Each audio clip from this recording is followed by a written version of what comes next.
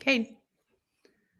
Okay, yes, we're live. Hey, welcome to How to Build Your Own Home every Thursday from 5 to 6 p.m. Mountain Standard Time. Those that are chiming in, we welcome everybody. We'll be taking some questions here today. And I do have a couple of questions that have come in through email, so I will be going over those. I just got back from a trip from Mexico, and I wanted to talk about building technologies in Mexico, which were kind of interesting. They have two building technologies or two materials they use.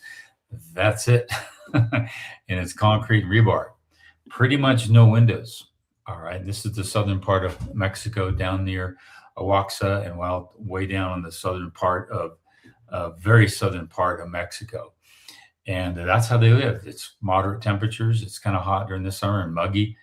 They don't really have a winter at all. We were down there in the winter and it was like a nice balmy San Diego during July. Yeah, it was really, really nice.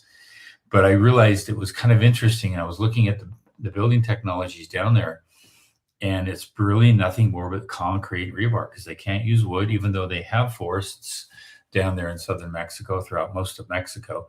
That wood would rot; it wouldn't survive. Constant humid temperatures penetrating the wood, termites, etc. You've got a problem. So, in every home, they would basically build a home, and this is something interesting to think about with regard to building a home of your own is that they would pour a slab of concrete and it would come up on various pillars for a second floor. And those pillars would come up with rebar and would support basically a second floor. But the rebar would come all the way up through that second floor and it would just dangle in the air. And so what you saw is the potential for temporary housing down the road in the event that they want to grow to another floor after that. So everywhere you went, in southern Mexico, you would see rebar sticking out of the roof of the home. Oh, that's potential. That's something else to go. And so I thought that was interesting, building modularly like they were doing that in Mexico to accommodate any future growth. And I'm the guy that, why don't you just cut that rebar, make it clean and all that. But they don't. They leave that rebar there in case they want to form another cylinder, pour concrete in it and go vertically for the next floor up. But they use a lot of rebar in that floor. And it's a very solid building product, building technology that they use there in Mexico. So I was kind of impressed with it. If you have never been down to Mexico, it's something that I would consider you doing.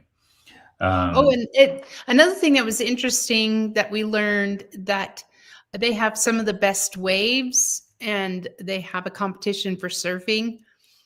And they don't allow more than 2 stories in building because it will affect the wind and the waves and everything. And I thought that was fascinating. Yeah, they kind of keep your elevation height to a minimum down there, especially along the coastal regions. So I thought that was interesting. Let's start with a question, and if we have some others chime in, that's great. This is from Alan, and he writes, I've completed both courses. Thanks for all the great information. Have purchased land this summer. Plans are with the draft person currently. And then they go into the question. Radon is second leading cause of lung cancer in our area, eastern Minnesota, western Wisconsin. I can't find much information in the coursework on the videos about radon mitigation. My design has a slab on grade.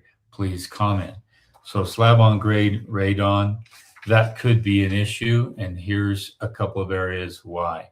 Now, I don't like to use polyurethane or polyethylene or any kind of poly coating or any kind of plastic barrier underneath my slab, unless I'm using maybe a radon mitigation technique, which I can go into in just a little bit. But the reason why I don't is because water will puddle at the bottom of that when the concrete's poured, and it will sometimes can cause some spalling. If it's freezing at night, you want that water to kind of evaporate out and pull out of the concrete, so it cures evenly throughout the entire slab. If you have water at the bottom, it's not going to cure evenly throughout the entire slab, and you're going to have some problems. I could go into some science on that and whatnot, but just keep in mind that when you have that plastic coating under the slab and you pour the concrete on it, it's going to cause that slab to cure unevenly throughout the entire body. So with that said, the problem is that those plastic actually is very good for radon mitigation. So imagine underneath your slab, you've got that piece of plastic there, and the radon comes up on it and it stops. It really can't go any further because, as you know, concrete's somewhat porous, and when there's cracks and whatnot in the foundation, that radon can actually find its way up. So how do you really, what's the best solution? Using some plastic and then having a problem with slab not curing properly, or not even dealing with the plastic at all. So my approach is to not deal with the plastic because I'm not a fan of that, to be honest with you. Hasn't proven to be valuable to me, and it's kind of a cost that you really don't need in your home unless you have water seepage, low, very, very low water table. And if you've got water constantly penetrating the concrete, it's going to be porous. It's going to work its way into the home. That's the only way or only place I use plastic to help with the slab, keeping water away from the slab. So with radon, I just take a perforated pipe, and they have those pipes that are about that big, and there's a lot of foam inside them. You can bury that in the ground about maybe 6 inches or so or less below the dirt, or in this case, below what I would call the aggregate, gravel, road base, whatever you want to call, just before you pour the concrete, that part there. And you put it in the middle somewhere, and you can either vent that directly up through a chimney, which is my ideal. Anytime you can use the chase of a chimney somewhere up through the home, that acts as a great ventilation all the way up, straight up through the roof and into the chimney or out somewhere. But the more vertically you can take that, the better. That way, all that radon gas is held inside a PVC pipe, and it's going and it's being extracted up through the home without being affected inside the conditioned space of the home. So that's basically one of the best ways to deal with radon gas, is to do it that way. I've done that with a lot of mountain homes, a lot of places in Colorado, Boulder, Colorado.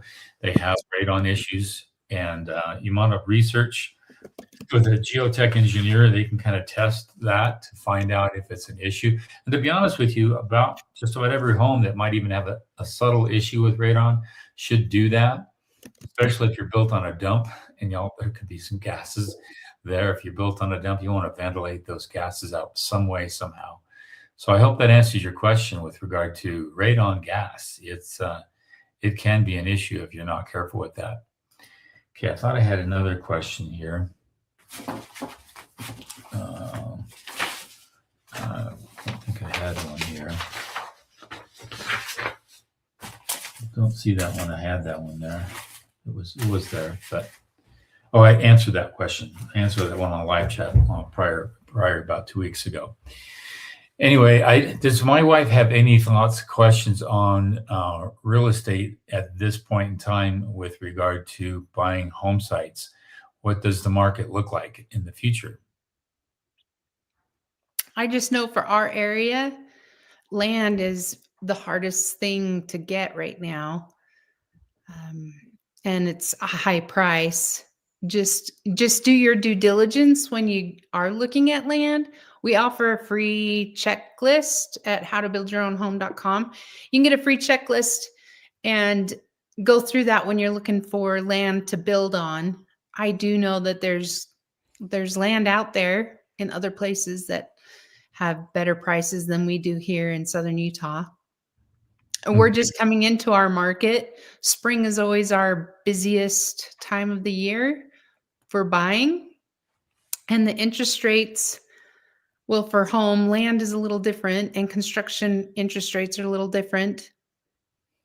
But the getting land right now is good. So you can prepare the soil and get rid of trees and get things ready to build on. Hopefully you've been working on a design, and we'd love to see your designs and give you 2 cents if you want, on insights.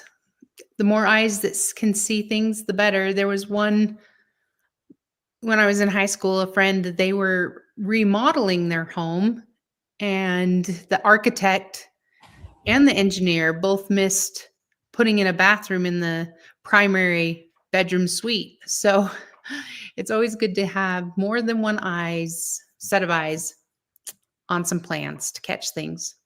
Yeah, if anyone's interested, I can do a consult with anyone that's interested with regard to plans, and I can look at things. And one of the big things I look at is the mechanical, the movement and placement of mechanical inside the frame structure.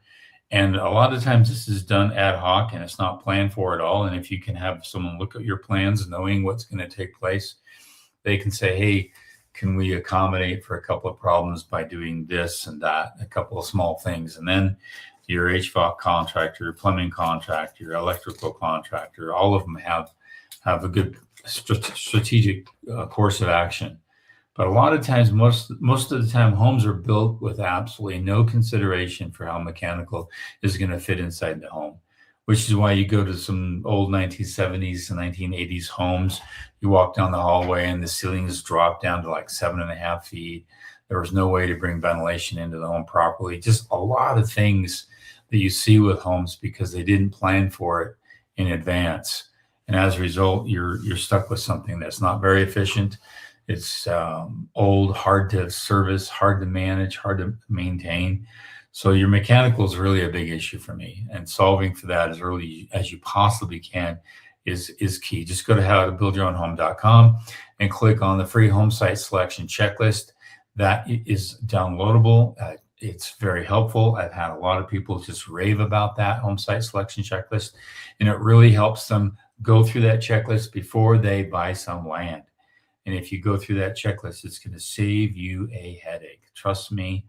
And that checklist, I always update every once in a while. Oh, I should have added that. That comes to my mind. I add it to the checklist. Right now, it's only a single page long, but it'll always stay that way because I can't make checklists. You're right. It might be a 10 font, but it's on one page. Yeah, it's on a small font, but it really does the trick for that. Okay. I will give an example today. Like when you're building a house, there are just so many variables involved. You've got a draftsperson or an architect, then you have the engineer, and they really do try to figure it all out. But today, one of my owner builders came across an interesting situation. Their framer called them because the bathroom, there was attic trusses and the bathroom wasn't quite fitting. So he said that you probably won't be able to they had to swap the way the vanity was because of the door, the way it opened, and just the space. And he says, oh, you're not going to be able to have a mirror and stuff like that. And then we went back and looked at the plans, and they had a door with storage right next to it. So they're going to talk to the architect and the engineer and just swap them because the storage went back and then into a big kind of room. And then the bathroom was closer on this side. So I just said, why don't you just swap it instead of this being the storage area, have a smaller door to get into the storage area. And then you can have a regular bathroom that can have a mirror. Sometimes there's easy, simple fixes like that. They might have to move a little bit of the wall so the tub can fit and everything like that. But okay, that's better than having a small angled bathroom. Let's take this question by Rennie. If you can put that up, I think it's Yeah. made by them, Rennie. What are your thoughts when it comes to finding a lot where the seller is offering plans already that have been approved by the city and along with the survey? It's a duplex plan over here in Houston. Oh. If they've already been approved, is he charging you additional money for those plans? I doubt that. He's just probably trying to liquidate the land. That alone could save you anywhere from $4,500 to $12,000 with them properly engineered. And you want to find out if they're properly engineered. If they're not engineered, they're just architectural plans, then you might need to get them engineered. So double check with that. And I know that Texas is really loose on building codes, inspections, and requirements for general contractors. So keep that in mind. And I think it's just a duplex. It's not a bad idea. I'm sure you probably got a deal on it.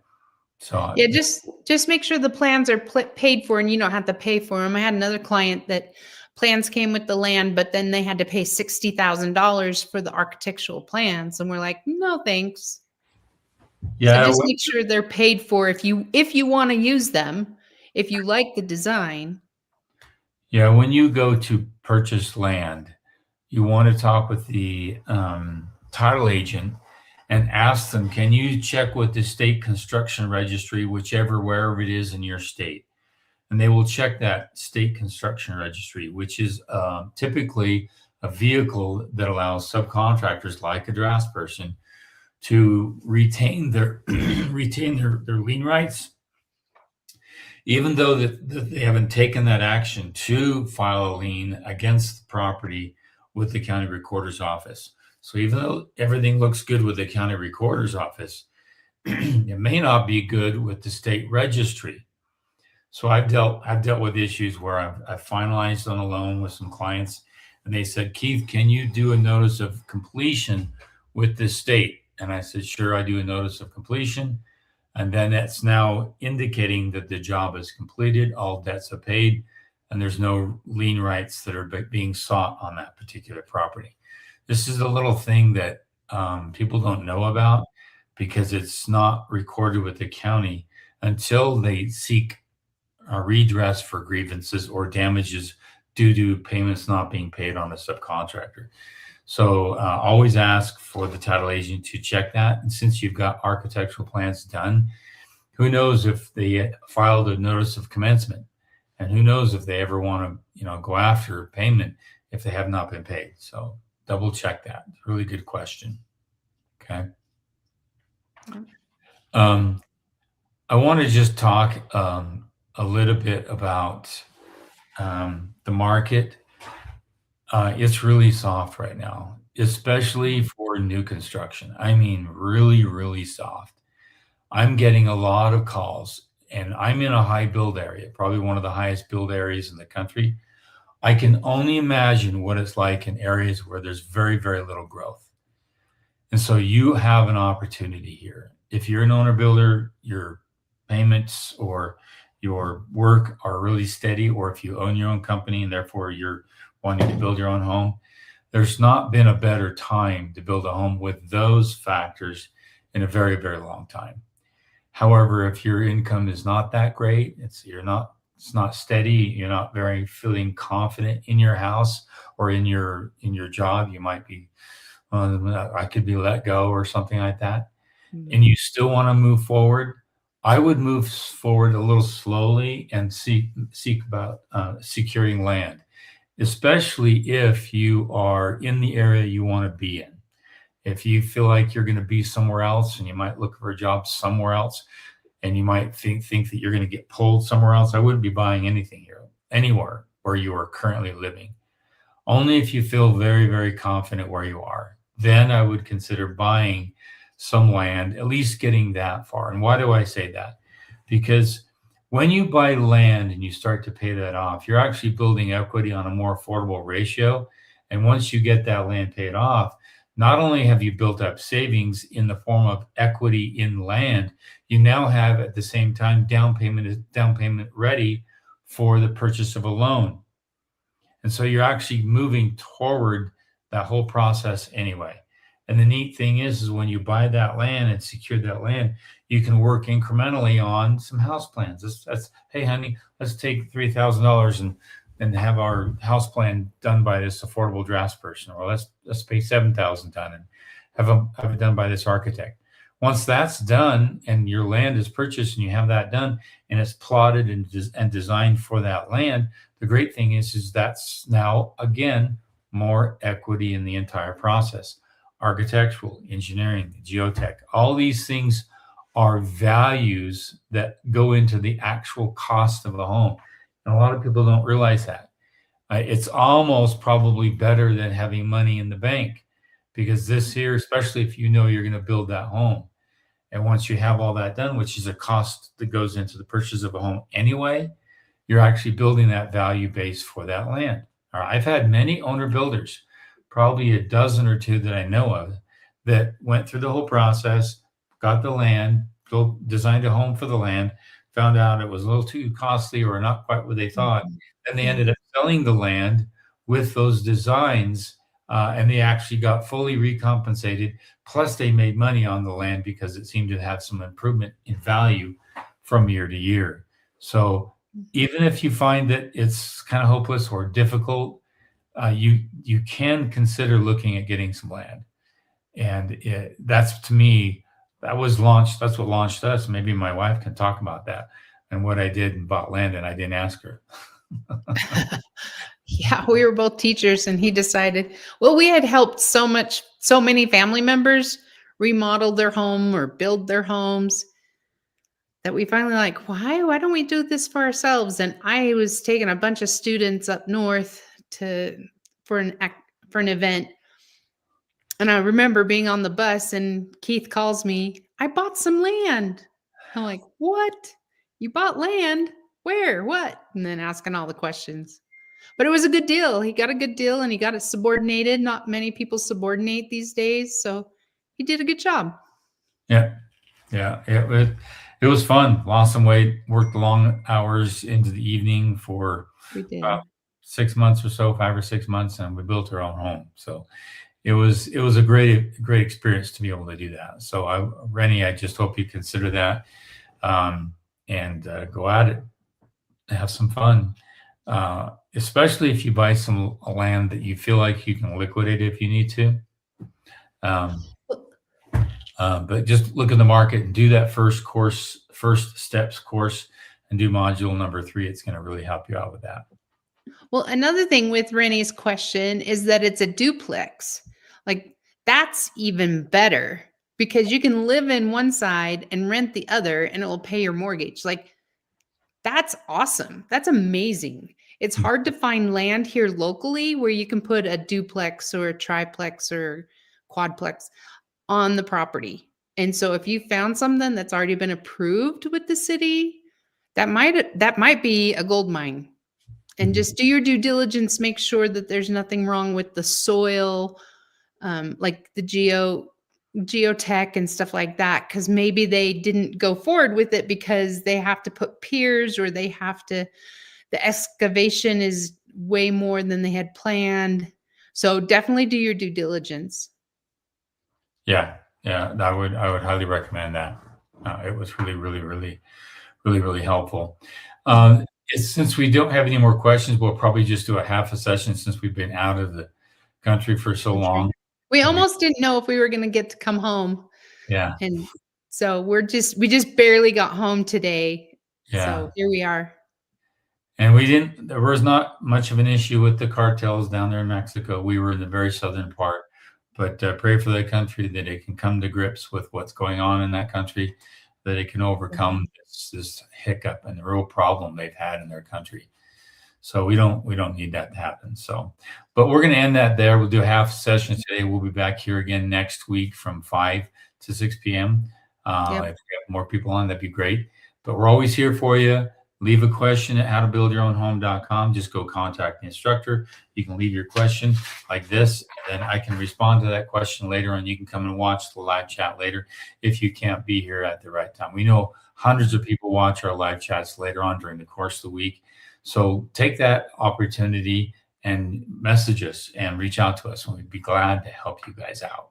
So yeah, we love to help. Okay. With that in mind, we'll see you guys next week, and have a good session today. We'll guys see you next time.